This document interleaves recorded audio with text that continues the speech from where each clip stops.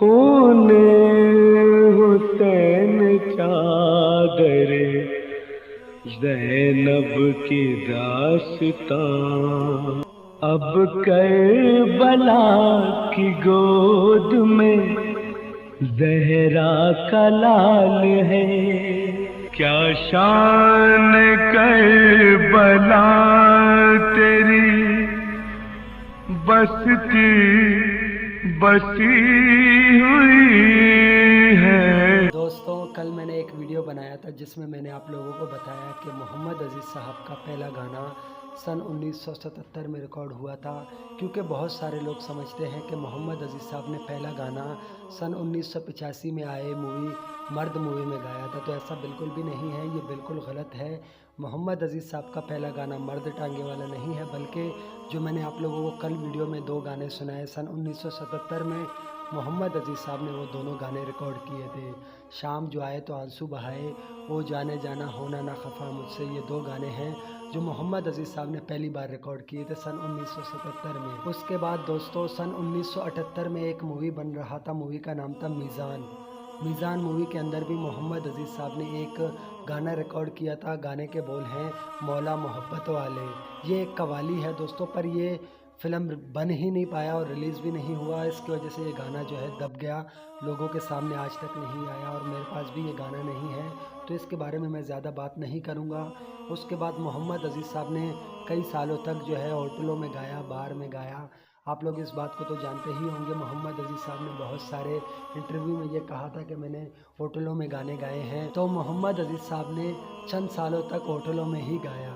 तो उसके बाद सन 1982 में एक म्यूज़िक डायरेक्टर के साथ मोहम्मद अजीज़ साहब का मुलाकात हुआ। उस म्यूज़िक डायरेक्टर का नाम था पप्पू कश्मीरी। पप्पू कश्मीरी जी ने मोहम्मद अजीज़ साहब के आवाज़ में 10 मरसिया रिकॉर्ड करवाए दोस्तों। एल्बम का नाम था दास्तान करबला। ये सन 1982 में रिकॉर्ड हुआ था। इससे पहले ये एल्बम पप्पू कश्मीरी जी ने मोहम्मद रफ़ी साहब के लिए बनाया था 79 में, और इस एल्बम को रफ़ी साहब के पास वो लेकर भी गए थे। रफ़ी साहब को दिखाया भी था कि रफ़ी साहब आपको ये एल्बम जो है रिकॉर्ड करना है। तब रफ़ी साहब ने पप्पू कश्मीरी जी से ये कहा कि मेरे 2-3 गाने रिकॉर्ड होने वाले हैं, उन गानों को रिकॉर्ड करने के बाद मैं आपका इस एल्बम को ज़रूर रिकॉर्ड करूँगा।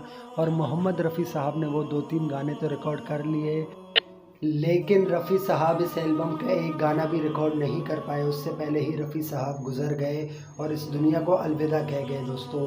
तब गज़लफ़र अली ख़ान जी बहुत ही ज़्यादा परेशान हो गए कि अब रफ़ी साहब नहीं रहे तो इस एल्बम को गाएगा तो गाएगा कौन। इस कश्मकश में 2-3 साल गुज़र गए और एक दिन गज़लफ़र अली ख़ान जी उस होटल में चले गए जहाँ पर मोहम्मद अजीज़ साहब अक्सर गाने गाया करते थे।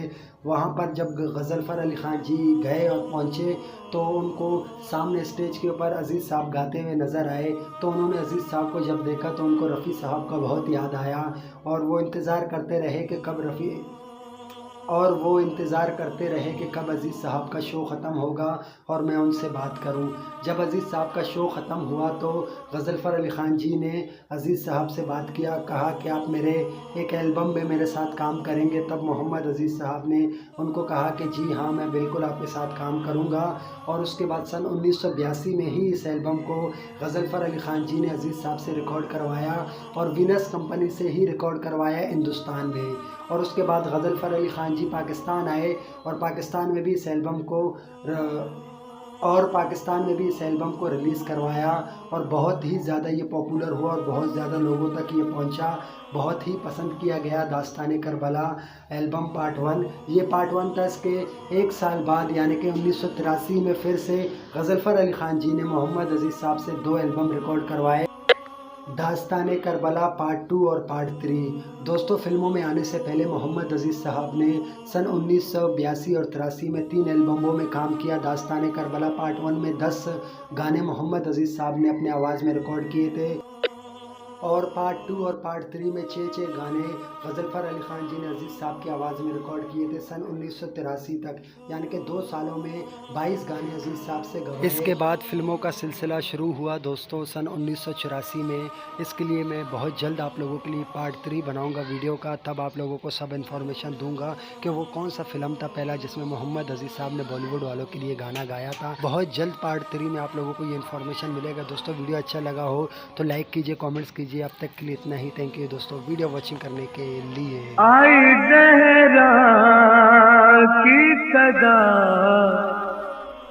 नाले जंजीर के साथ, क़ल्ब मोमिन में वफा बन के यूं जलता है चराग। आया